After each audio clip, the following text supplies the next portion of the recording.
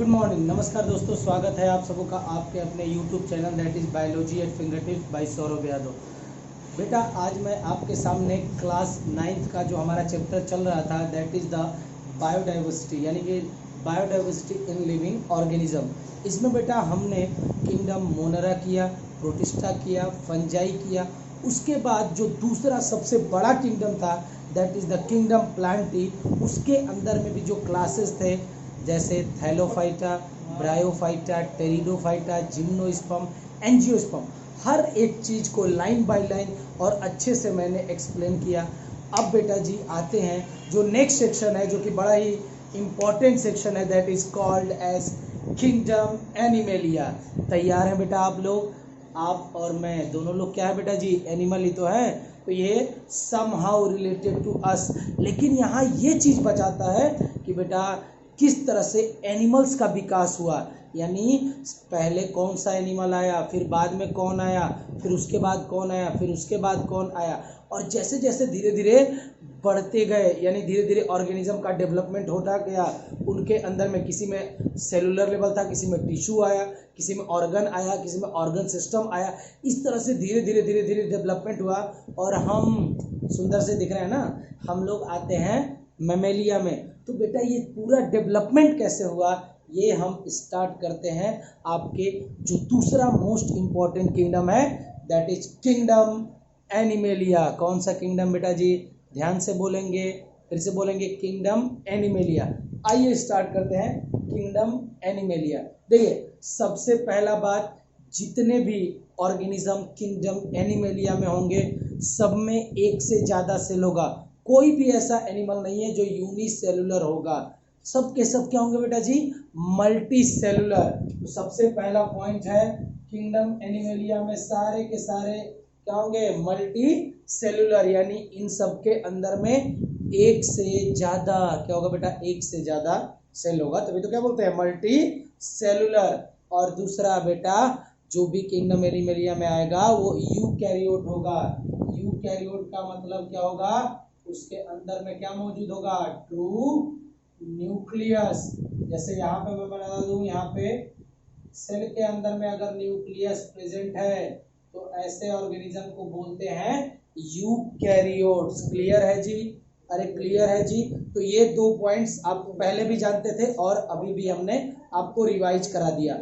अब बेटा जी जो वेरियस फाइलम्स है, मैंने पहले ही बताया था। एक मिनट बेटा, थोड़ा डिस्टर्बेंस हो रहा है, थोड़ा इसको सुनिएगा। मैंने क्या बोला कि ये जो फाइलम था ये रिप्रेजेंट करता था किसको बेटा जी? बोलेंगे किसको? एनिमल्स को। और मैंने बोला था class will be represented for किसके लिए? प्लांटी के लिए। किसके लिए? क्लास प्लांटी के लिए था, फाइलम किसके लिए था? एनिमेलिया के लिए था। बेटा यहाँ जो किंगडम एनिमेलिया है, किंगडम एनिमेलिया के जो वेरियस फाइलम्स है वहां मैंने यहाँ पे लिखे हुए हैं और हर एक फाइलम के बारे में आपको पढ़ना है। तो देखिए कौन कौन से फाइलम है। सबसे पहला जो फाइलम होगा फाइलम पोरीफेरा। किंगडम एनिमेलिया में सबसे प्रिमिटिव का है, या जहां से एनिमल की शुरुआत हुई है, that is known as phylum porifera. फिर बेटा इसके बाद थोड़ा डेवलपमेंट हुआ, दैट इज द सिलेंट्रेटा। और सिलेंट्रेटा का दूसरा नाम है नाइडेरियंस भी इसको कहते हैं। तो पहला Porifera, Coelenterata, then third that is the Ctenophora. क्या बेटा? Porifera, Coelenterata, Ctenophora, then Platyhelminthes, then Aschelminthes, then Annelida, then Arthropoda, then Mollusca, then Echinodermata, then Hemichordata, then Chordata. तो बेटा जी इतने सारे फाइलम्स हैं, मुझे कैसे याद होगा कि what are the different names of the phylum? मैं भूल भी तो सकता हूँ। एक छोटी सी ट्रिक बनाई है, अगर आपने ये ट्रिक इस्तेमाल की तो आपकी लाइफ झिंगा लाला हो जाएगी, यानी कि बेटा आपको पढ़ने की जरूरत नहीं पड़ेगी। एक बार ये ट्रिक अगर आप लर्न कर जाएंगे तो पूरे फाइलम्स आपके टिप्स पे होंगे। चलिए बेटा जी यहाँ पे बॉलीवुड की एक स्टार है, बॉलीवुड की एक स्टार हीरोइन है, क्या? प्रियंका चोपड़ा। उसको तो जानते होंगे ना। जैसे मान लीजिए प्रियंका चोपड़ा को मन किया आज कनाडा जाने के लिए। क्या जाने के लिए बेटा? कनाडा। अरे कनाडा एक कंट्री है जहां वो जाना चाहती है। तो प्रियंका ने डिसाइड किया कि मैं जाऊंगी कनाडा। तो ट्रिक उसी से बनी है, प्रियंका चली कनाडा। क्या बेटा जी? प्रियंका कहाँ जा रही है? प्रियंका चली कनाडा। बेटा पैदल तो जाएगी नहीं भैया, कहाँ जाएगी? फ्लाइट में जाएगी ना, फ्लाइट में। तो वहां रहते हैं पायलट्स। तो 10 पायलट्स ने उन लोगों को उनको घेर लिया और पूछने लगे आस्क। सोचेगा क्या मैंने बोला? प्रियंका चली कनाडा। मैं लिखता हूं यहां पे, प्रियंका चली कनाडा,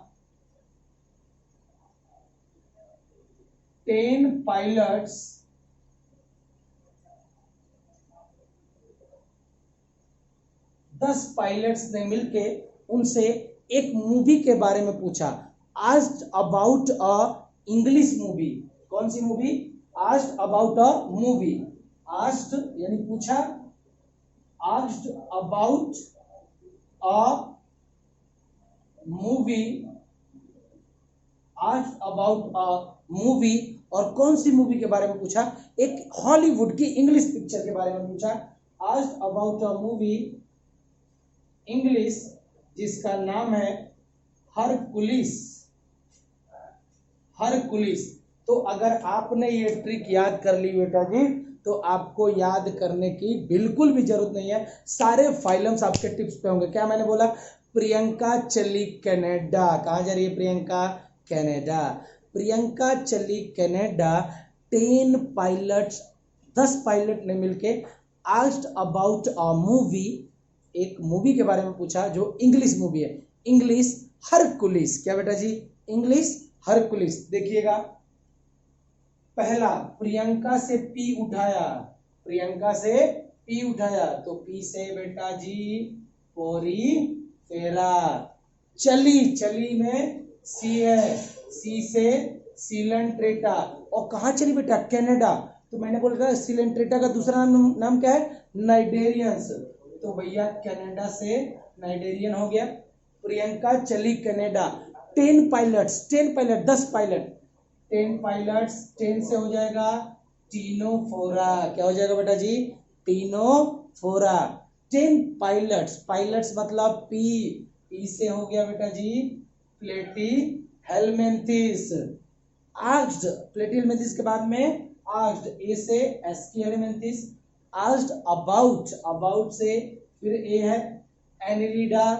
अबाउट अ से ऑर्थोपोडा। क्लियर है जी? क्लियर है जी? Asked about a movie, movie से मोलस्का। एम इंग्लिश, इंग्लिश से इकाइनो डर्मेटा। हर से हेमी कोरडेटा। एंड कुलिस से कोरडेटा। क्लियर है जी? तो ये आपके डिफरेंट फाइलम्स हैं जो हमें याद करने हैं, जो 11 के 11 फाइलम है। पहले मैंने बोला प्रियंका चली Canada, 10 pilot asked about a movie English that is Hercules. अब मुझे नहीं मालूम है कि कितने फाइलम्स हैं, तो मैं इस ट्रिक का इस्तेमाल करके देखिए कैसे लिख देता हूं। देखिए, प्रियंका, प्रियंका से क्या होगा बेटा? कोरी फेरा। चली से बताइए, चली कहां? सिलेंट्रेटा। और इसी को सिलेंट्रेटा का दूसरा नाम क्या है? नाइडेरियंस भी कहते हैं। प्रियंका चली कनाडा। तब 10 पायलट्स ने, 10 पायलट्स, 10 से क्या आ जाएगा? टीनो फोरा। 10 पायलट्स, पायलट से पी है, पी से प्लेटी हेलमेंथिस, प्लेटी हेलमेंथिस। क्लियर है जी? आज से एस्की हेलमेंथिस। अबाउट से एनेलिडा। आ से आर्थोपोडा। मूवी, मूवी से मोलस्का, इंग्लिश, इंग्लिश से इकाइनोडर्मेटा,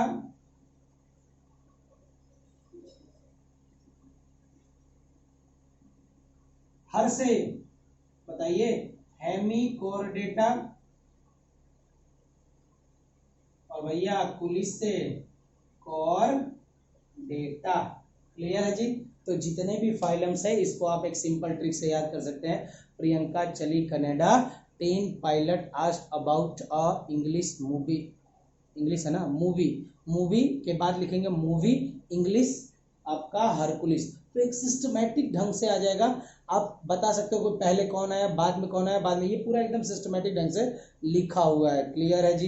पहले पोरीफेरा आया, फिर सिलेंट्रेटा आया, फिर टिनोफोरा आया। ये एक सिस्टमैटिक ऑर्डर में लिखा हुआ है और इस सिंपल ट्रिक से आप इसको याद कर सकते हैं। क्लियर है जी। नोट डाउन करेंगे, बड़ा ही इंपॉर्टेंट क्वेश्चन है। चलिए बेटा जी, अब जो नेक्स्ट चीज हमें पढ़नी है वो पढ़ना है बेटा क्लासिफिकेशन। जो एनिमल किंगडम का जो क्लासिफिकेशन है वो अलग अलग चीजों पे, कभी हम सिमेट्री पे देखेंगे, कभी जम लेयर्स पे देखेंगे, कभी सिलोम के बेसिस पे देखेंगे। तो 3 डिफरेंट टाइप्स ऑफ टर्म्स है। पहला सिमेट्री, दूसरा हम देखेंगे जम लेयर्स, और तीसरा हम सिलोम। तो on the basis of symmetry, on the basis of coelom, on the basis of germ layers, इनका क्लासिफिकेशन किया जाता है। तो एनिमल्स जिनका क्लासिफिकेशन किया जाता है, इसमें से जो सबसे पहला क्लासिफिकेशन हम पढ़ने जा रहे हैं that is classification of animals on the basis of symmetry, यानी इसके अंदर में कैसी सिमेट्री पाई जा रही है। ठीक है जी। तो पहली होगी बाइलेटरल सिमेट्री, फिर हम पढ़ेंगे रेडियल सिमेट्री, और फिर हम पढ़ेंगे असिमेट्री। सुनिएगा, सबसे पहला पार्ट है that is the bilateral symmetry. सुनिए, कोई भी लिविंग ऑर्गेनिज्म, अगर कोई भी लिविंग ऑर्गेनिज्म ऐसा है जिसको आप केवल एक सिंगल प्लेन से डिवाइड कर सकते हो 2 इक्वल हाफ्स में। मैं फिर रिपीट कर रहा हूं बेटा, क्या मैंने बोला कि अगर कोई भी ऑर्गेनिज्म है उसको आप 2 हिस्से में बांटना चाहते हैं, 2 इक्वल हिस्से में बांटना चाहते हैं, केवल एक ही प्लेन होगा, उस प्लेन को छोड़ के कोई दूसरा प्लेन ऐसा नहीं होगा जो 2 इक्वल हाफ्स में बांट दे। जैसे मैं बोलूं, मुझे यहां से काट दिया जाए, बीच से ऐसे काट के अलग कर दो बेटा, ये हेड रीजन ऊपर हो जाएगा, लेग रीजन अलग हो जाएगा। एक हिस्से में दोनों लेग आ जाएगा, एक हिस्से में दोनों हैंड आ जाएगा। तो इक्वल है क्या? इक्वल है नहीं। तो बेटा जब कभी भी किसी ह्यूमन को अगर काटा जाएगा तो यहां से अगर बीच से काटे, देखिए यहां से एक सिंगल प्लेन है जो मुझे यहां से अगर मैं कट करूं तो राइट और लेफ्ट 2 इक्वल हाफ्स हमें मिल सकते हैं। तो कोई भी ऑर्गेनिज्म हो जिनके अंदर में अगर उनको 2 इक्वल हाफ्स में डिवाइड करना है तो केवल एक ही प्लेन ऐसा होगा जो उनको 2 हिस्सों में डिवाइड कर सकता है, एक प्लेन के अलावा कोई नहीं होगा। जैसे अगर मैं यहाँ पे एक एग्जांपल लेता हूँ, क्रैब है, क्रैब को देख लीजिएगा, ऐसे देखिए,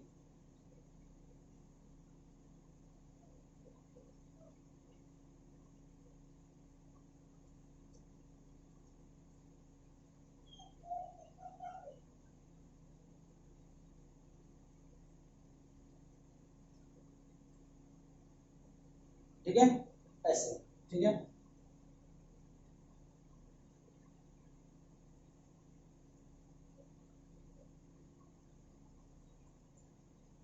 अब अगर मैं बोलूं कि इसको 2 इक्वल हाफ्स में आपको बांटना है तो बेटा मैंने क्या किया, यहां से उठाया और यहां से इसको कट कर दिया। ठीक है, तो क्या ये 2 इक्वल हाफ्स में है? बेटा देखो, 2 ऊपर रह गया, 4 नीचे रह गया। क्लियर है, ये तो इक्वल डिवीजन नहीं है। चलिए थोड़ा और देख लेते हैं बेटा जी, थोड़ा ऐसे काट देते हैं।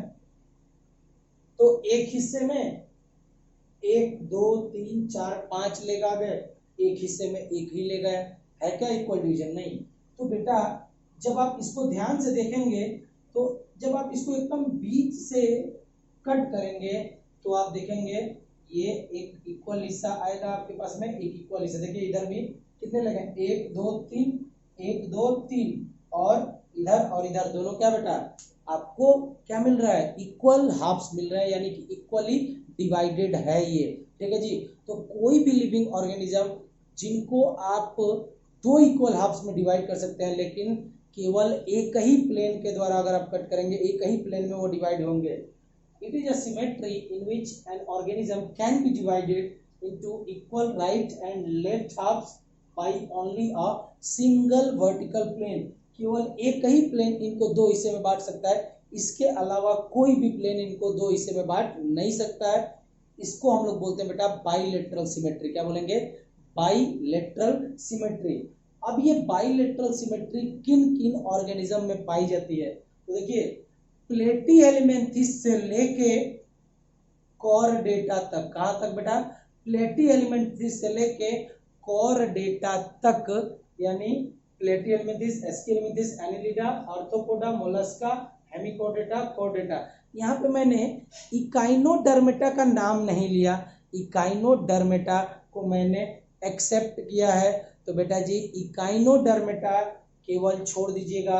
इकाइनोडर्मेटा में रेडियल सिमेट्री पाई जाएगी। कौन सी सिमेट्री पाई जाएगी, रेडियल सिमेट्री पाई जाएगी। बाकी प्लेटीहेल्मिन्थेस से लेके कॉर्डेटा तक, प्लेटीहेल्मिन्थेस से कॉर्डेटा तक कौन सी सिमेट्री पाई जाएगी, बाइलेटरल सिमेट्री पाई जाएगी। अगर कोई भी प्लेटीहेल्मिन्थेस है, एस्किहेल्मिन्थेस है, एनिलिडा, केवल एक ही सिंगल प्लेन उनको दो इक्वल हाफ्स में डिवाइड कर सकता है, बाकी और कोई नहीं। तो from platyhelminthes to the chordata सबके सब में बाइलेटरल सिमेट्री होगी। लेकिन बीच में मैंने अलग कर दिया, किसको बेटा जी, इकाइनोडर्मेटा, इन्हीं के बीच में आ रहा है। इकाइनोडर्मेटा एक्सेप्शन है, एक्सेप्शन है क्यों, क्योंकि उसमें कौन सी सिमेट्री पाई जाएगी, रेडियल सिमेट्री पाई जाएगी। क्लियर है जी, नोट डाउन कर लेंगे। तो बाइलेटरल सिमेट्री प्लेटीहेल्मिन्थेस से कॉर्डेटा तक, लेकिन केवल किसको छोड़ देना है, इकाइनोडर्मेटा को। क्लियर है जी, नोट डाउन करेंगे, बड़ा ही इंपॉर्टेंट है।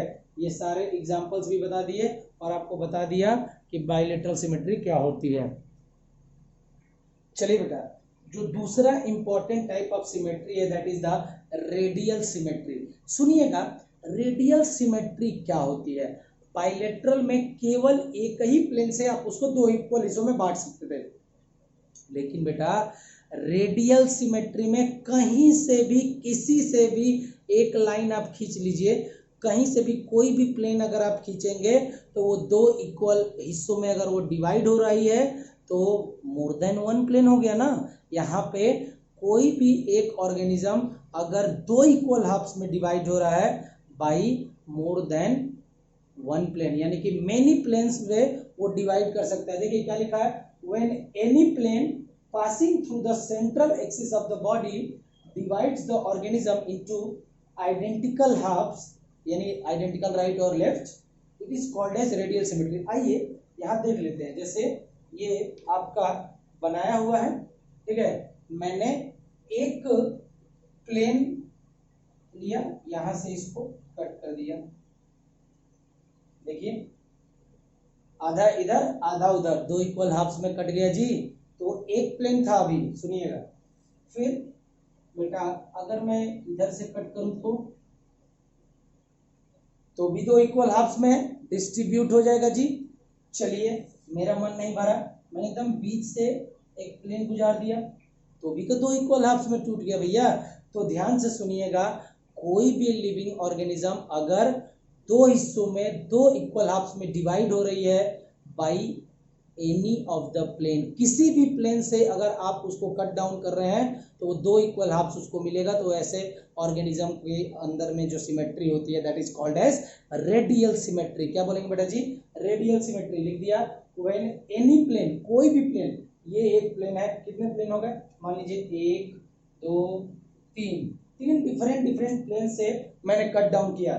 तो कोई भी प्लेन जब पास कर रहा हूं मैं तो देख रहा हूं यार ये तो इक्वल हिस्सों में बट जा रहा है। तो whenever any plane passing through the central axis of the body of any organism dividing the organism into two identical halves that can be considered as radial symmetry।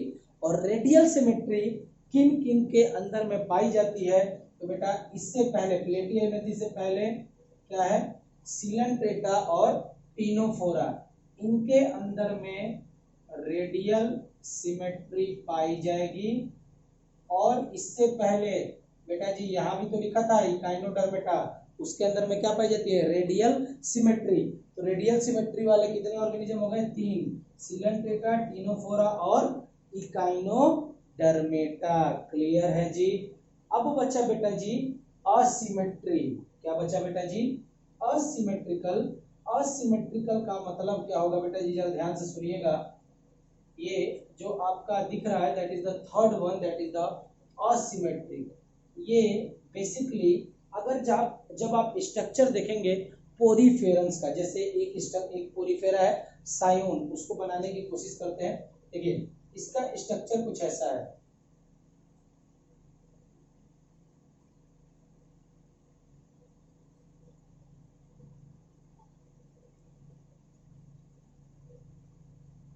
कुछ ऐसा स्ट्रक्चर है Porifera का।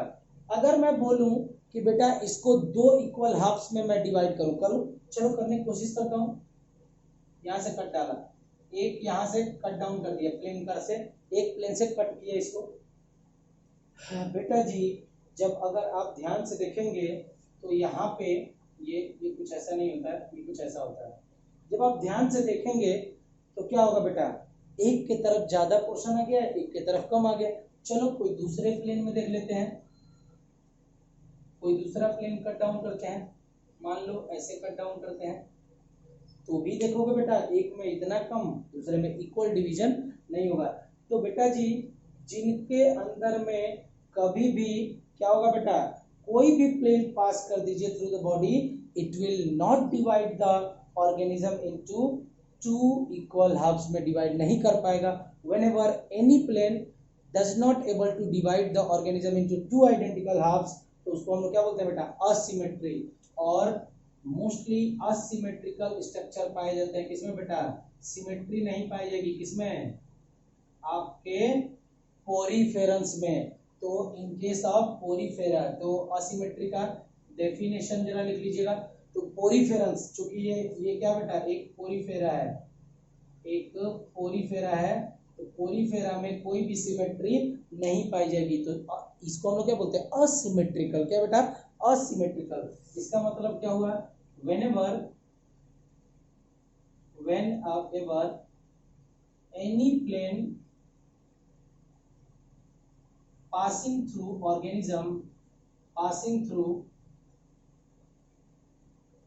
central axis of organism, passing through organism लिख देता हूं, passing through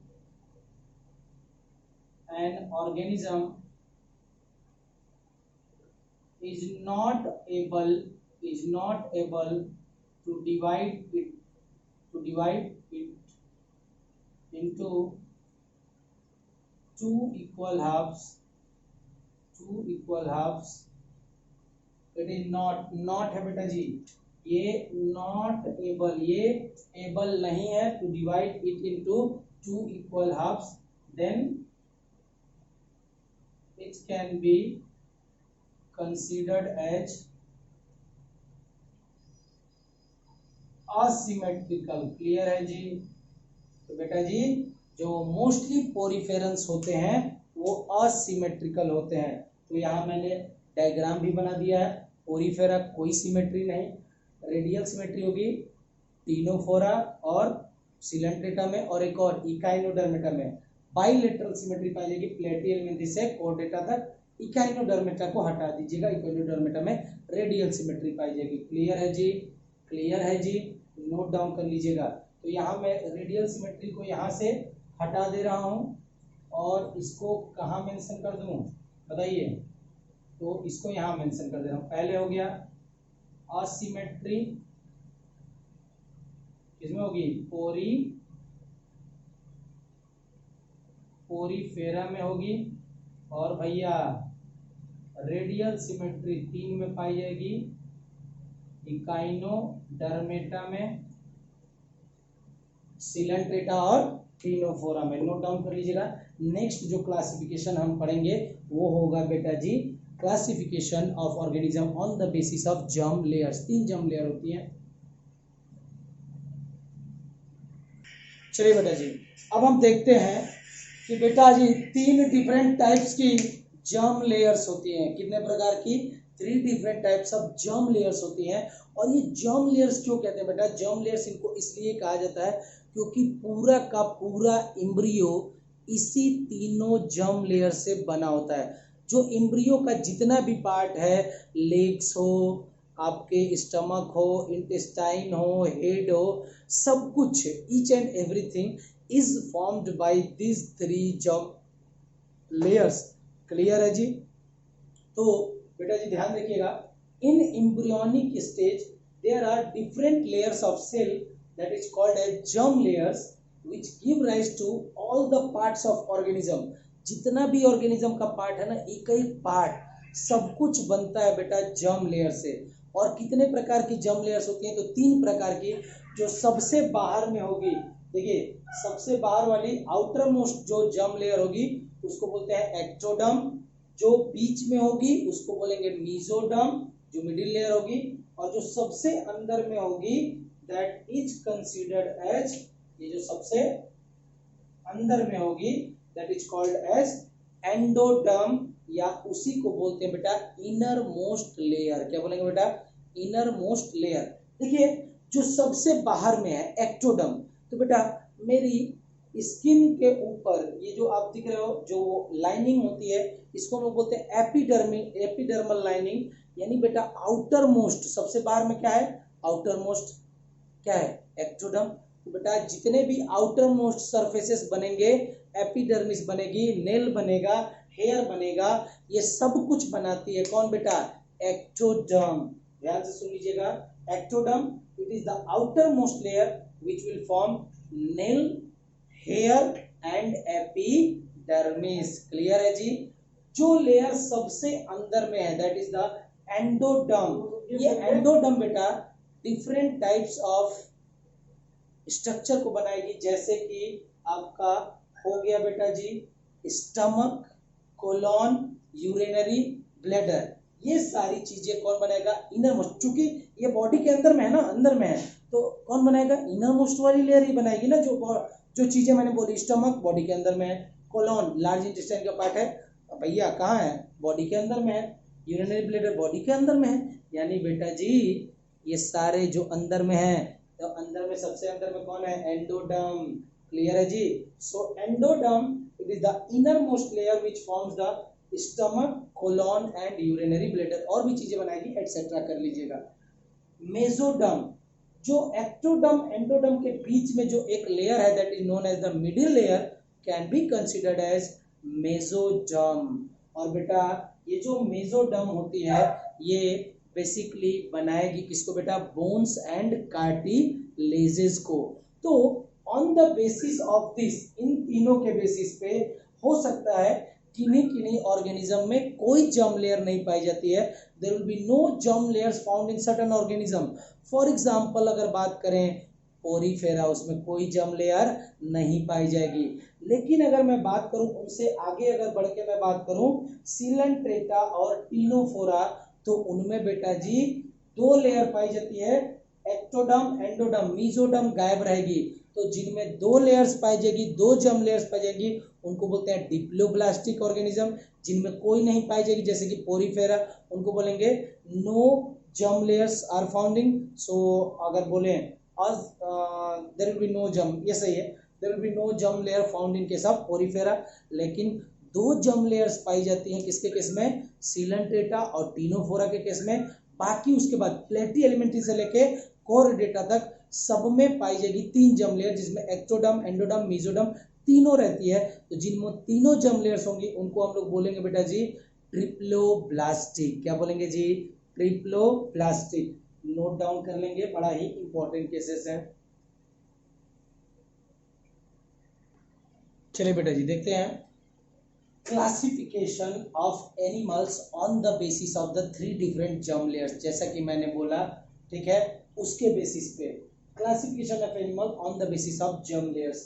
पहले मैंने बोला बेटा नो जर्म लेयर, जिनमें कोई भी जर्म लेयर नहीं पाई जाती है। जब हम पढ़ेंगे बेटा पोरीफेरा के बारे में तो हमें पता चलेगा कि बेसिकली ये फॉर्म्ड होता है बाय नंबर ऑफ सेल से, यानी कि मल्टी सेलुलर है, यानी यहाँ पे केवल सेल लेवल है, यहाँ पे कोई यहाँ पे बेसिकली अगर देखेंगे तो कोई भी टिश्यू तक भी नहीं है, ध्यान से सुनिएगा। तो यहाँ पे जो सबसे प्रिमिटिव एनिमल है उसके अंदर में कोई भी जर्म लेयर नहीं पाई जाएगी, that is known as porifera. Clear है जी।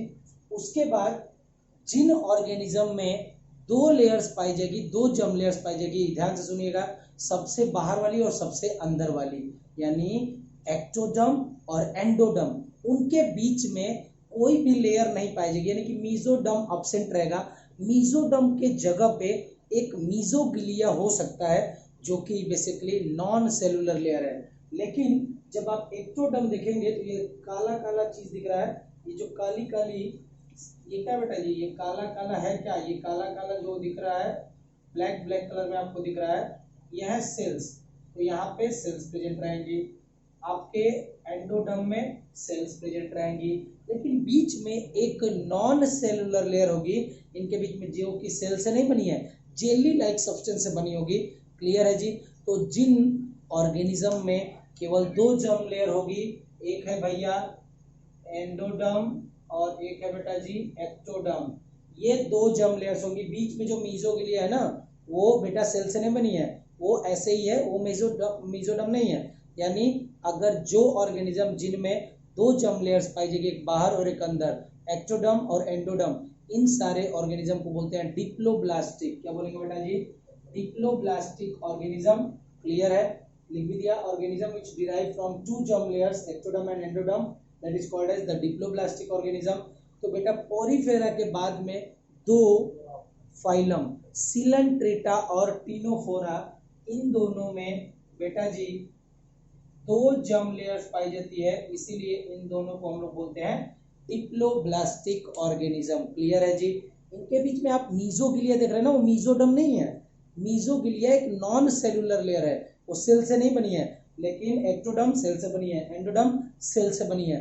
तो केवल दो ही जर्म लेयर्स होंगी। क्लियर है जी, केवल दो ही जर्म लेयर है तो डिप्लोब्लास्टिक। कौन सा एग्जांपल होगा, सिलेंट्रेटा और टिनोफोरा। क्लियर है जी।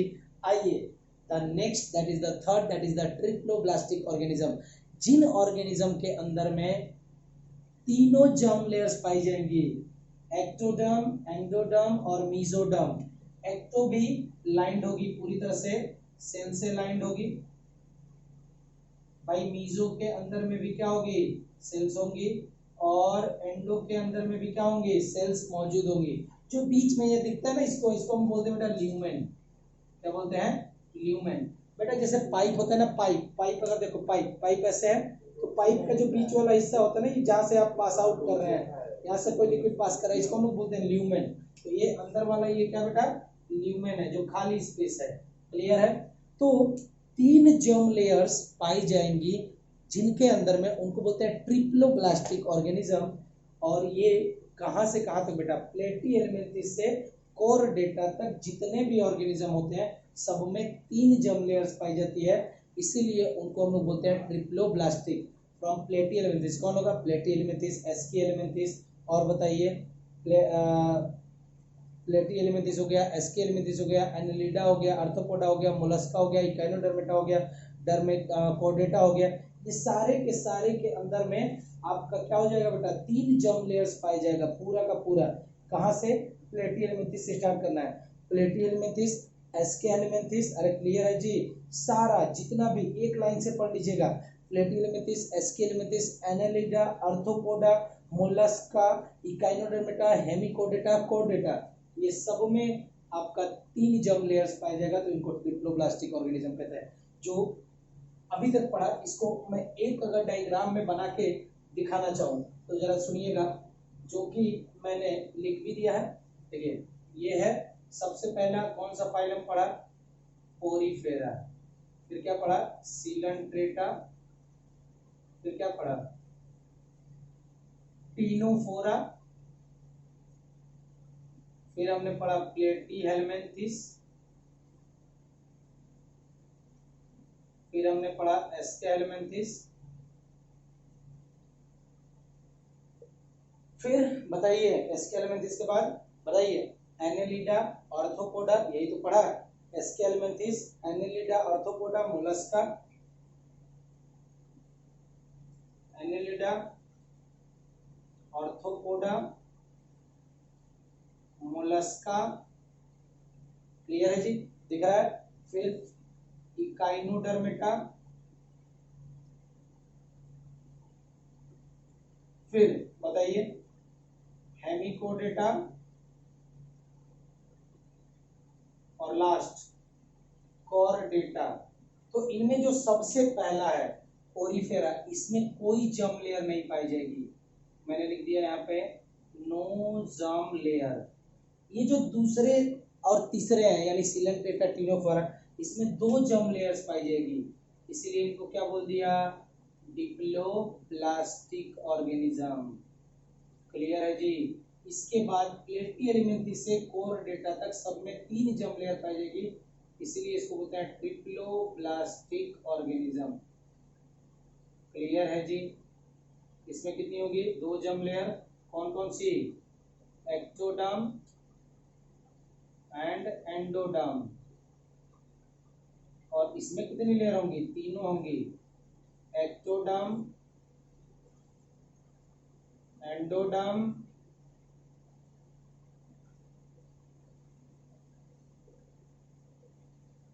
और बीच में मीजोडर्म, क्लियर है जी। लिख लीजिएगा, आपके लिए बड़ा ही इंपॉर्टेंट है, क्लियर है जी, लिख लीजिएगा बेटा जी। दिख रहा है आपको, विजिबल है, क्लियर है जी। चलिए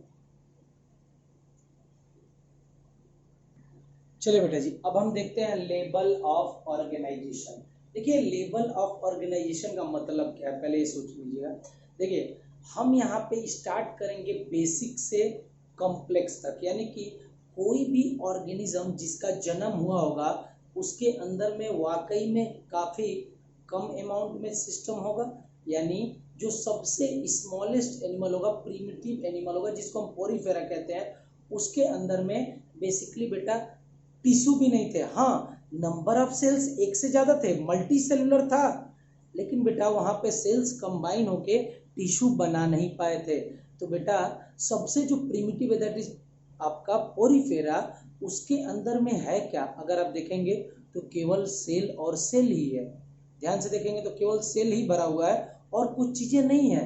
फिर जब आगे डेवलपमेंट हो गया तो सेल्स कंबाइन हुई, जैसे अगर मान लीजिए यहाँ पे सेल बिखरी है, ठीक है, इनका स्पेसिफिक फंक्शन एक दूसरे से अलग है तो वो कंबाइन नहीं हो पा रही है। तो बेटा सबसे पहले कुछ इस तरह से कंडीशन थी, केवल सेलुलर लेवल था, फिर उसके बाद कुछ सेल्स कंबाइन हुई और उन्होंने एक स्पेसिफिक फंक्शन कच करने लगी, तो उनको हमने बोला टिश्यू। टिश्यू के बाद बहुत सारे टिश्यू कंबाइन होंगे तो ऑर्गन बनेगा, बहुत सारे ऑर्गन मिले होंगे तब ऑर्गन सिस्टम बना होगा। तो यही बात मैं समझाने की कोशिश कर रहा हूँ।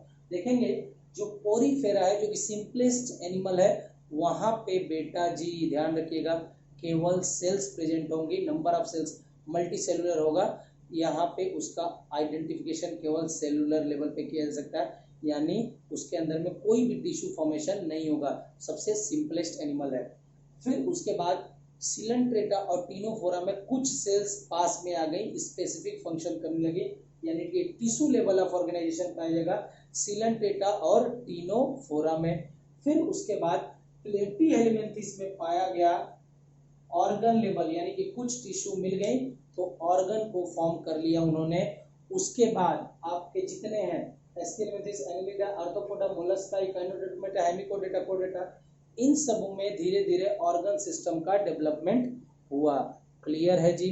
जितनी बातें हैं तो याद रखिएगा, पोरीफेरा कौन सा level, cellular level of organisation, coelenterata, ctenophora tissue level of organisation, platyhelminthes organ level, organ पहली बार किसमें बना, प्लेटी एलिमेंथिस में, और यहाँ से आपका एस्की एलिमेंथिस से कोडेटा में ऑर्गन सिस्टम बनना चालू हो गया, क्लियर है जी। इसको आप नोट डाउन करेंगे, बड़ा ही इंपॉर्टेंट है।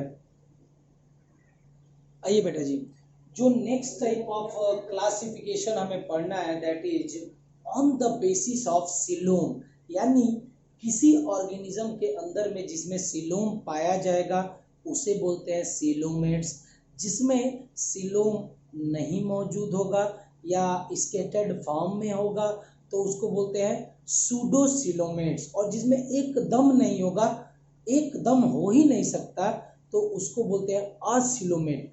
तो बेटा जी ये तो हम पढ़ेंगे कि व्हाट इज दिस सिलोमेट या सूडोसिलोमेट या असिलोमेट, लेकिन बेटा उससे पहले ये सिलोम किस चिड़िया का नाम है ये तो जान लें।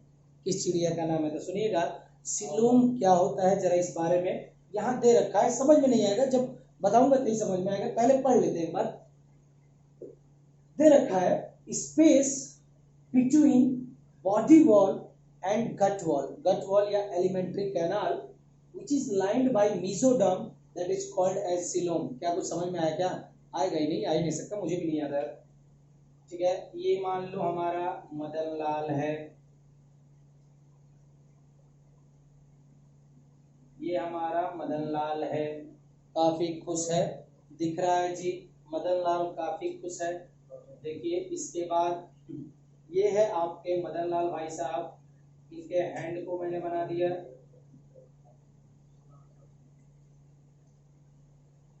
देख रहे हैं आप, कुछ कार्टून साइज बनाएंगे अपन लोग, ठीक है, इतना भी कार्टून ना बना दें कि चल ना पाए।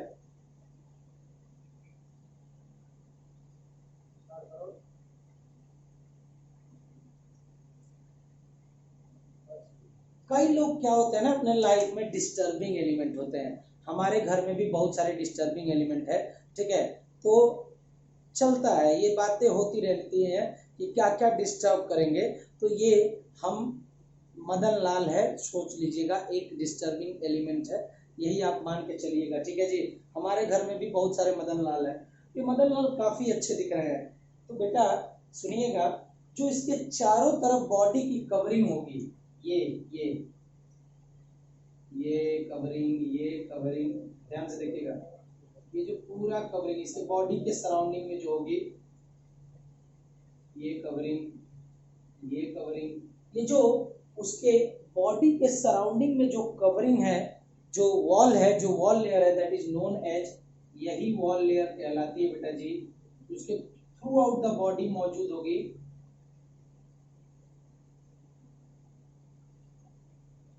ठीक है जी, पूरे बॉडी में उसके मौजूद होगी, दैट इज कॉल्ड एज, इसको हम लोग बोलते हैं बेटा बॉडी वॉल। क्या बोलेंगे? Body wall. वॉल का मतलब जो एकदम बाहर की तरफ होगी वही तो वॉल वॉल कहलाएगी। सो जो पूरा ऑर्गेनिज्म है उसके बाहर वाली लेयर जो उसको प्रोटेक्ट कर रही है, सराउंड कर रही है, that is known as body wall. क्या होगी बेटा जी? Body wall. चूंकि हम जानते हैं कि हमारा जो एलिमेंट्री कैनाल है वो स्टार्ट होता है माउथ से और एनस तक। चलिए तो मैं एक पूरा एलिमेंट्री कैनाल ही बना देता हूं और कुछ नहीं। ये मान लो ये माउथ हो गया, ये अलग अलग स्ट्रक्चर होते हैं, आप यहाँ बना तो नहीं सकते ना, यहाँ पूरा मैं यहाँ से लेके ये माउथ और ये मैंने एक ट्यूब में बना दिया, ऐसा होता नहीं है। पहले इसोफेगस होगा, फिर स्टमक होगा, स्मॉल इंटेस्टाइन, लार्ज इंटेस्टाइन, सबको मैंने एलिमेंट्री कैनाल बोल दिया, ठीक है। अब यहाँ माउथ और यहाँ पे खुल रहा है, किससे बाहर खुलता है? एनस से। क्लियर है जी? एंटीरियर ओपनिंग क्या है? माउथ। पोस्टीरियर ओपनिंग है एनस। तो यहाँ से यहाँ तक ये पूरा जो आपको दिख रहा है, ये बेटा हमारा मान लीजिए गट या एलिमेंट्री कैनाल। क्लियर है जी? ये आपका एलिमेंट्री कैनाल हो गया। क्लियर है? अब जब आप ध्यान से देखेंगे, अब ये डेफिनेशन 2 मिनट की भी नहीं रह गई, आप फटाक से बता। मैंने बोला स्पेस जो खाली जगह मौजूद है किसके किसके बीच में बेटा जी? बॉडी वॉल जो हमारी बॉडी की सराउंडिंग में है, और कट एलिमेंट्री कैनाल दिख रहा है, एलिमेंट्री कैनाल दिख रहा है, तो ये बीच में एलिमेंट्री कैनाल है, इधर भी बॉडी वॉल है, इधर भी बॉडी वॉल है, दिख रहा है बेटा जी। और बीच में जो ये स्पेस है, ये स्पेस, यही जो स्पेस होता है इन दोनों के बीच में, बॉडी वॉल के और गट वॉल के या गट के बीच में जो स्पेस मौजूद होता है, that is known as coelom. क्या कहेंगे बेटा जी? सिलोम। क्या बोलेंगे बताइए? आई बात समझ में कि जो जगह या स्पेस जो प्रेजेंट होता है in between alimentary canal and body wall that is known as coelom. क्या कहेंगे बेटा जी? सीलोम। लेकिन एक और चीज होगी, सीलोम जो होगा चाहे अंदर से हो चाहे बाहर से हो, दोनों लाइंड बाई मीजोडर्म, दोनों जगह से। देखिए ये पूरा का पूरा यहाँ से लेके यहाँ तक, मैं बना देता हूँ, यहाँ से लेके यहाँ तक ये पूरा का पूरा क्या है? सीलोम है। ठीक है, ये और ये रीजन क्या है बेटा? सीलोम है। दिख रहा है? ये भी सीलोम है, ये भी सीलोम है। क्लियर है? अब जो सीलोम सीलोम के बाहर का रीजन, जैसे मान लो ये सीलोम है, ये पूरा सीलोम है, दिख रहा है? ये पूरा का पूरा सीलोम है। ठीक है, तो मैं बोलूं बाहर की तरफ सीलोम, तो बाहर की तरफ ये वाला हिस्सा हो गया। बाहर वाला जो हिस्सा होगा सीलोम का वो भी सराउंडेड होता है मीजोडर्म से। इधर भी सराउंडेड होगा बाहर वाला हिस्सा किससे? मीजोडर्म से। और बीच में से ही यहीं से पास होके जा रही है आपकी एलिमेंट्री कैनाल। ठीक है, तो ये एलिमेंट्री कैनाल भी सराउंडेड होगा मीजोडर्म से। ये भी सराउंडेड है दोनों साइड से, किसे बेटा जी? मीजोडर्म से। क्लियर है? इसी बात को यहां बना लें कि भैया सीलोम जो होगा वो सराउंडेड होता है बाहर की तरफ भी और अंदर की तरफ भी, दोनों तरफ। यहाँ पे ये बॉडी वॉल के साइड में होगा तो ये बाहर वाला, ये मीजोडर्म, ये भी सराउंडेड होगा किससे बेटा जी? मीजोडर्म। क्लियर है जी? और जो आपका एलिमेंट्री कैनाल है, ये जो एलिमेंट्री कैनाल है, एलिमेंट्री कैनाल भी सराउंडेड होगा दोनों साइड से, इससे बेटा जी? मीजोडर्म से। क्लियर है जी? एलिमेंट्री कैनाल भी थोड़ा इसको अलग कलर से बना लेते हैं ताकि आप आइडेंटिफाई कर पाए। ठीक है, इसको रेड से बना देते हैं। तो ये आपके जो गट होगा, गट के सराउंडिंग में भी मीजोडर्म मौजूद होगी।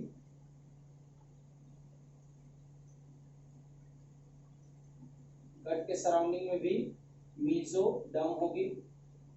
सुनिएगा, ये जो मीजोडर्म लेयर होती है बेटा जी, जो गट के अराउंड में होगी उसको हम लोग बोलते हैं, इन दोनों को ना बोलते हैं पेरिटोनियम। क्या बोलते हैं बेटा?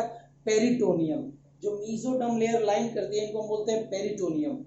जो मीजोडर्म बाहर की तरफ है भैया, बाहर की तरफ ये दिख रही है, ये आउटर की तरफ और ये इनर की तरफ। जो मीजोडर्म बाहर की तरफ है, यानी ये वाली मीजोडर्म की अगर बात बोले, ये वाली दिख रही है, ये वाली जो मीजोडर्म आउटर साइड की तरफ है, किसकी तरफ है?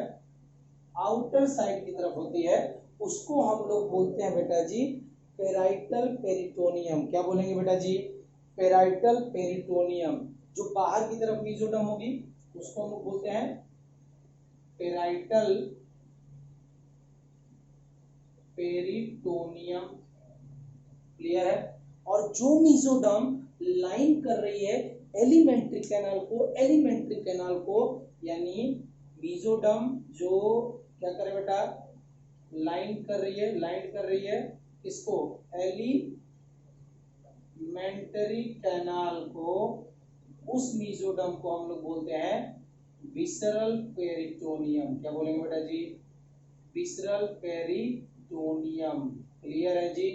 तो बेटा जी आपको इतना ही याद रखना है, जो स्पेस, जो जगह होती है बॉडी वॉल और इसके बीच में एलिमेंट्री कैनाल के बीच का जो स्पेस होता है, ये हो गई बॉडी वॉल, ये हो गया एलिमेंट्री कैनाल, उनके बीच में जो स्पेस है वही कहलाता है सीलोम। और ये सीलोम सराउंडेड होगा या लाइंड होगा दोनों साइड से मीजोडर्म से। जो मीजोडर्म एलिमेंट्री कैनाल को पार्टिकुलरली लाइन करेगा उसको बोलते हैं विसरल पेरिटोनियम, जो बाहर की तरफ लाइन करेगा उसको बोलते हैं पेराइटल पेरिटोनियम।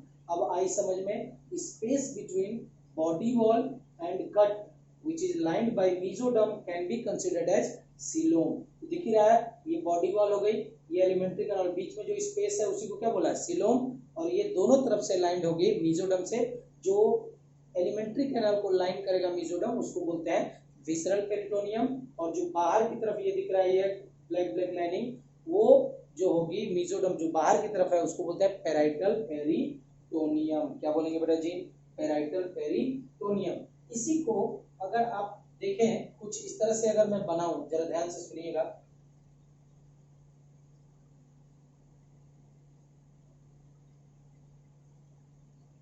देख रहे हैं बेटा जी? ये बाहर वाला जो हिस्सा है, जो बाहर वाला हिस्सा है, इसको मैं क्या लिख दूं? कौन सी वॉल? Body wall. क्लियर है जी?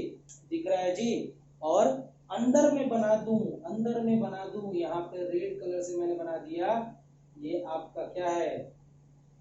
Alimentary canal. कौन सा कैनाल? Alimentary canal. क्लियर है जी? दिख रहा है? ध्यान से देखिएगा, मैंने बोला बॉडी वॉल, ये देखिए एलिमेंट्री कैनाल है, ये जो खाली स्पेस दिख रहा है यही क्या कहलाएगा? Body wall, alimentary canal. इनके बीच में ये स्पेस, यही वाला स्पेस है बेटा, ये वाला स्पेस, यही वाला स्पेस दिख रहा है ना, यही वाला स्पेस क्या कहलाएगा? सिलोम। क्या कहलाएगा? सिलोम। लेकिन बेटा ये जो सिलोम है ये लाइंड होगा, लाइंड होगा, यहाँ पे भी, यहाँ पे ये देखिए ये लाइंड है, ये लाइन करेगा बाहर से, तो इसको ये लाइन होगा किससे बेटा? मेसोडर्म से। और जो बाहर की तरफ है, बाहर की तरफ है उसको कौन सा पेरिटोनियम बोलेंगे? बताइए। जो बाहर की लाइनिंग को होगी तो पेराइटल पेरिटोनियम। और जो मेसोडर्म एलिमेंट्री कैनाल को लाइन करेगा, इसको लाइन करेगा, एलिमेंट्री कैनाल को जो मेसोडर्म लाइन करेगा, इसको क्या बोलते हैं बेटा जी? बताइए बताइए, बोलिए। इसको हम लोग क्या बोलेंगे? जो मेसोडर्म एलिमेंट्री कैनाल को लाइन करेगा, इसको हम लोग बोलते हैं विसरल पेरिटोनियम। क्लियर है जी? अरे क्लियर है जी? तो सिलोम अगर आपके समझ में आ गया तो बाकी सारी चीजें 2 मिनट की है, खत्म हो गई। तो क्लासिफिकेशन जो होगा ऑर्गेनिज्म का on the basis of coelom 3 प्रकार का होगा, वो सारी चीजें हम यहाँ पढ़ लेते हैं। ठीक है जी? सिलोम आ गया आप आपके समझ में? सुनिएगा, classification of organism,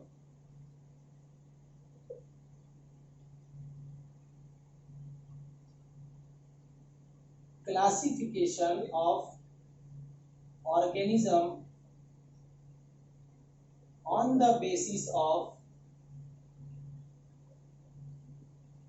coelom. Coelom coelom. ठीक है जी? तो अब हम क्लासिफिकेशन देखने वाले हैं on the basis of coelom. Clear है जी? तो बेटा जी सबसे पहले जिसके अंदर में सिलोम पाया जाएगा, ठीक है, सिलोमेट्स। सुनिएगा, those organism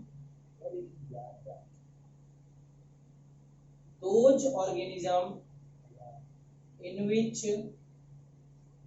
silome are present,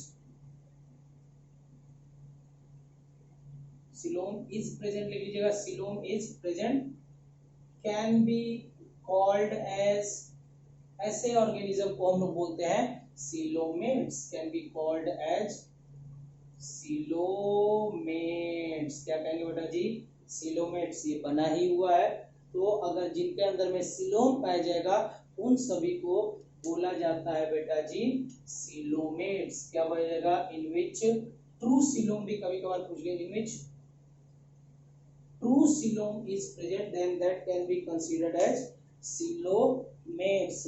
ये जो सिलोमेट्स होते हैं ये कौन कौन से ऐसे फाइलम है जिनके अंदर में सिलोम पाया जाएगा? तो ध्यान रखिएगा, एस्कियलमेंथिस, मोलस्का, आर्थ्रोपोडा, इकाइनोडर्मेटा, हेमिकोडेटा और आपका कॉर्डेटा। ध्यान से क्या क्या मैंने बोला? पहले बोला मैंने, लिख लेते हैं, जिसके अंदर में सिलोम प्रेजेंट होगा। एग्जाम्पल एस्कियलमेंथिस,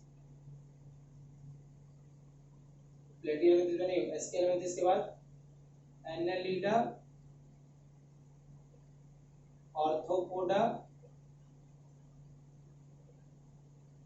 मोलस्का, इकाइनोडर्मेटा,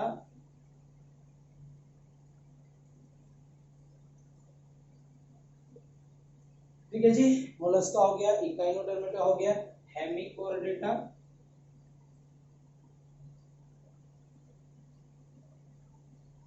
और कॉर्डेटा, इन सब के अंदर में ट्रू सिलोम पाया जाता है।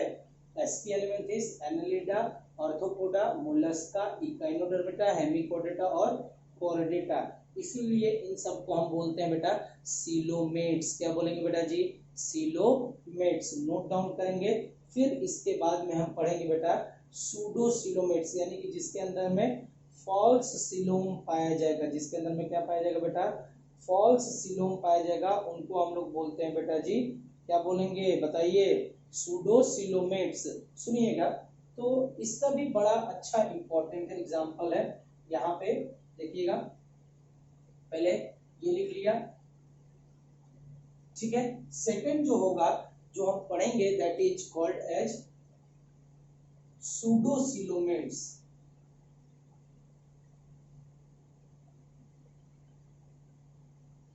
ठीक है, तो ऐसे ऑर्गेनिज्म जिसके अंदर में ट्रू सिलोम नहीं पाया जाएगा, फॉल्स सिलोम पाया जाएगा।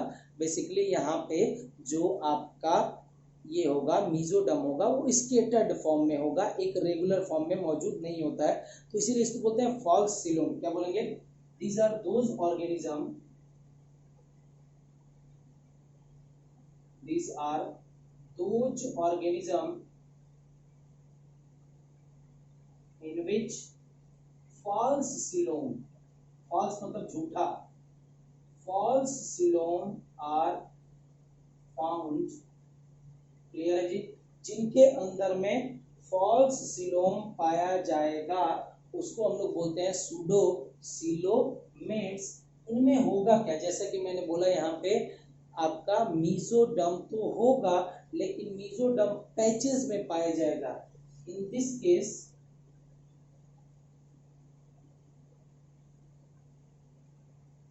Mesoderm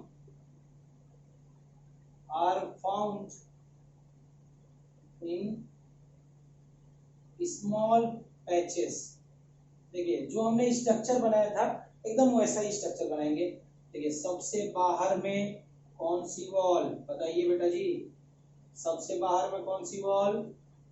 body wall. सबसे अंदर में कौन सी भैया? Elementary canal.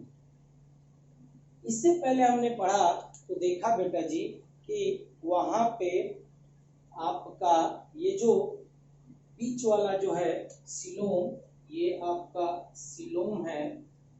लेकिन बेटा जी, सिलोम जब तक लाइंड नहीं होगा, सुनिएगा, जब तक वो लाइंड नहीं होगा मीजोडम से, तब तक वो ट्रू सिलोम नहीं कहलाएगा। तो इनके केसेस में मीजोडम लाइन, यहाँ सिलोम तो है लेकिन बेटा यहाँ पे लाइनिंग नहीं है मीजोडम की। यहाँ पे जो मीजोडम होंगे वो स्केटर्ड फॉर्म में मौजूद होंगे। किस फॉर्म में? स्केटर्ड फॉर्म में मौजूद होंगे।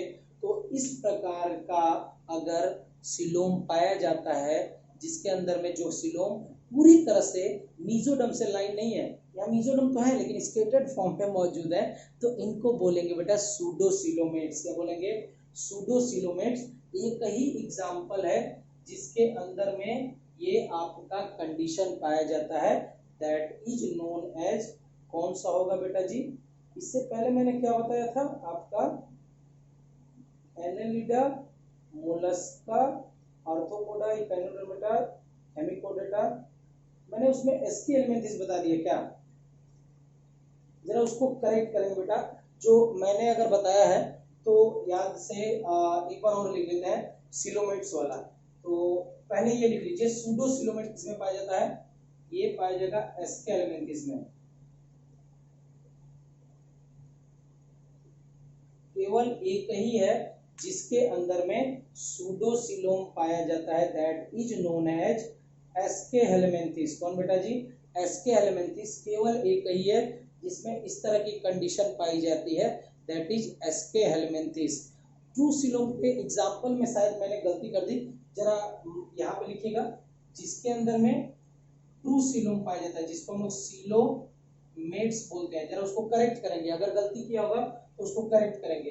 जिसमें ट्रू सीलोम पाया जाएगा, अगर गलती से उसमें एसके एलिमेंथिस लिखा है तो गलत हो गई है, ठीक है।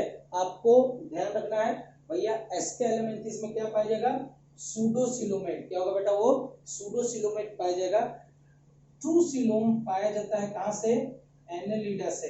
एनेलिडा गलती से बोल दिया था एसके एलिमेंथिस, एसके एलिमेंथिस में सूडोसिलोमेट पाया जाएगा। Annelida, Mollusca, arthropoda, Echinodermata,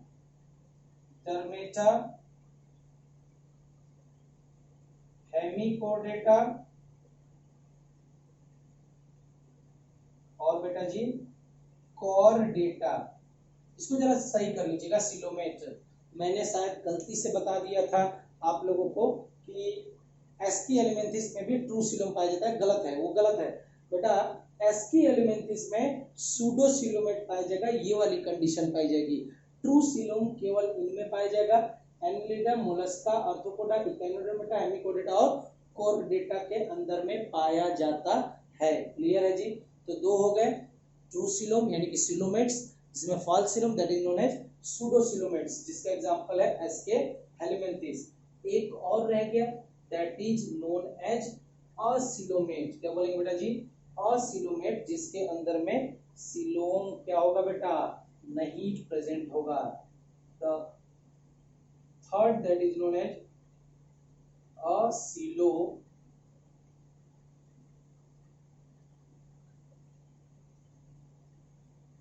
Coelomates in which coelom are not found या coelom are absent। क्या होगा बेटा जी, जिसमें coelom नहीं मौजूद होगा। So these are those organisms in which coelom are not present, जिसमें सीलोम नहीं पाया जाएगा तो उसको बोलते हैं असिलोमेट्स। सुनिएगा, इसका मतलब क्या है, देखिए बाहर में ये वाली है वॉल, जिसको हमने क्या बोला, बॉडी वॉल।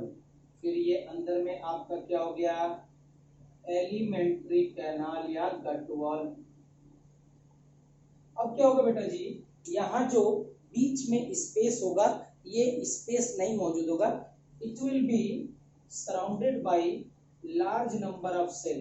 यहाँ पे बहुत सारी सेल्स आ जाएंगी, यहाँ पे कोई भी स्पेस नहीं मौजूद है, तो नो स्पेस, तो नो स्पेस, तो क्या बोलेंगे, नो सीलोम, कोई भी सीलोम नहीं है, तो ऐसे को बोलते हैं असिलोमेट्स। असिलोमेट्स किन किन में पाया जाएगा, जरा ध्यान रखिएगा, प्लेटी हेलमेंथिस, और उससे पहले क्या आता है, टीनोफोरा, और उससे पहले क्या आता है, सिलेंट्रेटा, और उससे पहले क्या आता है, ओरीफेरा। ये सारे के सारे असिलोमेट्स होते हैं। तो फिर एक बार रिवाइज करा देता हूं बेटा जी, गलती से बोल दिया था कि एसके एलिमेंथिस ट्रू सीलोम होगा, नहीं, ध्यान रखिएगा, एसके एलिमेंथिस मात्र एक, सुनिएगा, एसके एलिमेंथिस मात्र एक फाइलम है जिसके अंदर में सूडो सीलोमेट वाली कंडीशन पाई जाएगी। एसके एलिमेंथिस के बाद वाले सारे एनेलिडा, आर्थ्रोपोडा, मोलस्का, सारे वो एनेलिडा जो होगा, यानी एसके एलिमेंथिस के बाद वाले सारे के अंदर में ट्रू सीलोम पाया जाता है, इसीलिए उनको सीलोमेट्स बोलते हैं। और एसके एलिमेंथिस से पहले प्लेटी एलिमेंथिस, सिलेंट्रेटा, टीनोफोरा, ओरीफेरा, ये सब के सब में क्या होगा बेटा, सीलोम नहीं पाया जाता है, तो उसको बोलते हैं असिलोमेट्स। एक डायग्राम बना देता हूं ताकि आप याद कर ले जाए, आपको आसानी हो जाए इसको याद करने में कि भैया किसमें क्या है। क्लियर है जी? नोट डाउन करेंगे पहले। क्लियर है जी बेटा? ये अगर आपने नोट कर लिया तो आपको कोई भी दिक्कत नहीं आने वाली है। जो मुझसे गलती हो गई, मैंने एक्सेप्ट की कि शायद मैंने एसकी एलिमेंथिस को किसमें बता दिया था, आपके किसमें बता दिया था, ट्रू सिलोमेट। ध्यान रखिएगा, नहीं होता है। एसकी एलिमेंथिस मात्र एक है जिसमें सूडो सिलोमेट कहेंगे उसको, या सूडो सिलोमेट वाले कैटेगरी में पाया जाएगा। देखिए मैंने लिख दिया यहाँ पे पोरीफेरा, सिलेंट्रेटा, टिनोफोरा, प्लेटी एलिमेंथिस। ये इनमें सब में सिलोम एब्सेंट होता है तो इसको बोल दिया असिलोमेट्स। केवल एक है एस्की हेलमिंथिस जिसके अंदर में सूडोसिलोमेट्स पाया जाएगा, और उसके बाद बाकी सारे Annelida, Arthropoda, Mollusca, Echinodermata, Hemichordata, कोडेटा सब में सिलोम पाया जाता है, that is known as coelomates. अब जो नेक्स्ट क्लासिफिकेशन होगा वो होगा ऑन द बेसिस ऑफ या on the presence of notochord या on the absence of notochord. जिसमें नोटोकॉड प्रेजेंट होता है उसको बोलते हैं कॉर्डेट्स, जिसमें नोटोकॉड नहीं होगा उनको बोलते हैं नॉन कॉर्डेट्स। नेक्स्ट क्लासिफिकेशन हम पढ़ेंगे, पहले इसको नोट डाउन कर लेंगे, बड़ा ही इंपॉर्टेंट है। अगर ये आपने डायग्राम बना लिया है तो आपको पीछे मुड़ के देखने की जरूरत नहीं क्या कैसे कैसे है। देखिए बच्चा जी, जो लास्ट टाइप ऑफ क्लासिफिकेशन है वो है on the basis of notochord. जिनमें नोटोकॉड पाया जाता है उसको बोलते हैं कॉर्डेट्स, जिसमें नोटोकॉड नहीं पाया जाता है उसको बोलते हैं नॉन कॉर्डेट। सिंपल है। लेकिन ये नोटोकॉड होता क्या है, सुनिएगा।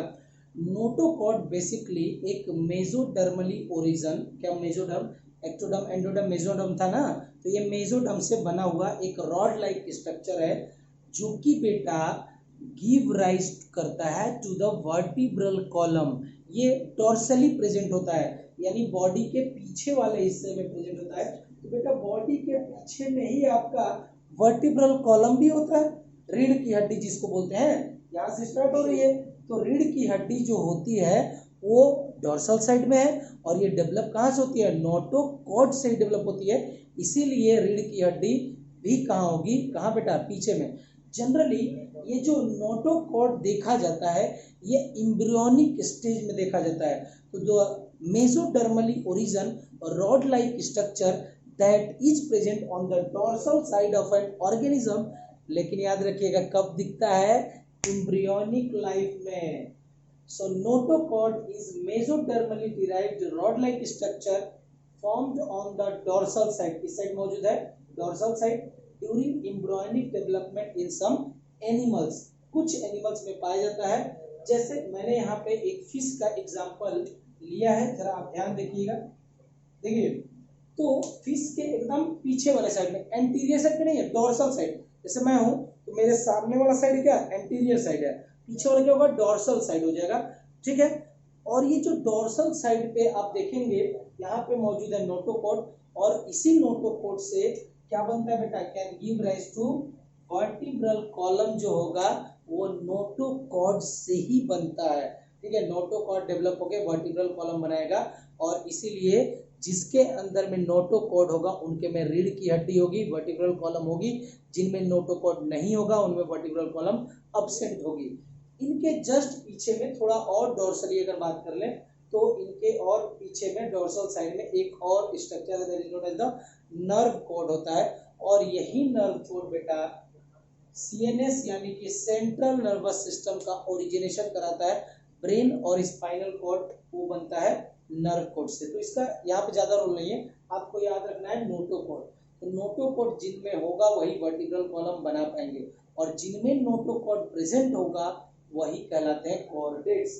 और मैंने बता दिया कि नोटोकॉड किससे ओरिजिनेटेड हुआ है, 3 जर्म लेयर से, मेसोडर्म लेयर से ओरिजिनेटेड हुआ है। एक रॉड लाइक स्ट्रक्चर दिख रहा है आपको, और डोर्सल साइड में होगा, डोर्सल यानी पीछे वाले साइड में, during embryonic development in some animals. Clear है जी, नोट डाउन कर लीजिएगा। क्लासिफिकेशन जो होता है ऑर्गेनिज्म का on the basis of presence और अब्सेंस ऑफ नोटोकॉड। अगर विदाउट नोटोकॉड यानी कि नोटोकॉड अब्सेंट है तो उनको बोलेंगे नॉन कॉर्डेट्स। विथ नोटोकॉड यानी कि नोटोकॉड प्रेजेंट है तो उनको बोलते हैं कॉर्डेट्स। ध्यान से सुनिएगा, पोरीफेरा से लेके हेमिकोर्डेटा तक, Porifera, Coelenterata, Ctenophora, Platyhelminthes, Aschelminthes, Annelida, Arthropoda, Mollusca, Echinodermata, Hemichordata, ये सारे के सारे ऐसे हैं जिनमें नोटोकॉड अब्सेंट होता है। तो इनमें एब्सेंट है तो इनको क्या बोलेंगे, नॉन कॉर्डेट्स। केवल जो लास्ट वाला है फाइलम कॉर्डेटा, उनके अंदर में नोटोकॉर्ड प्रेजेंट होता है तो उनको बोलते हैं कॉर्डेट्स। इस कॉर्डेटा के अंदर में हम डिफरेंट क्लासेस को पढ़ेंगे, जैसे क्लास स्पाइसेस पढ़ेंगे, फिर एम्फीबिया पढ़ेंगे, यानी एम्फीबियन। स्पाइसेस का मतलब होता है फिशेस, स्पाइसेस का मतलब क्या होगा, फिशेस। एम्फीबिया का मतलब एम्फीबियंस, रेप्टाइल,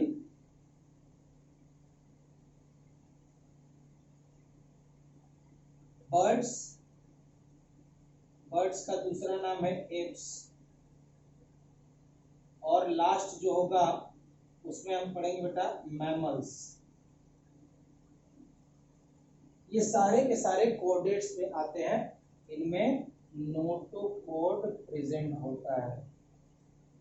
इन सब के अंदर में वर्टिब्रल कॉलम पाया जाता है। तो बेटा जी आज मैंने जितने भी प्रकार के बेसिक्स थे अच्छे से और काफी आसानी तरीके से आपको बताने की कोशिश की है। अगर आप इस लेक्चर को कर जाते हैं तो बेटा जब आप 11th में जाओगे ना, 11th में ये बेसिक्स भी आपके बड़े काम आने वाले हैं। क्लियर है जी?